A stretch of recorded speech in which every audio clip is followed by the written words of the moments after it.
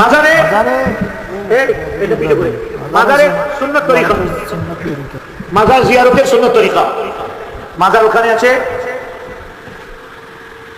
আসসালামু আলাইকুম ইয়া আহলাল কুবুর মিনাল মুমিনিনা ওয়াল মুমিনাত ওয়াল মুসলিমিনা ওয়াল মুসলিমাত, নাহলে আসসালামু আলাইকুম ইয়া ওয়ালি আল্লাহ।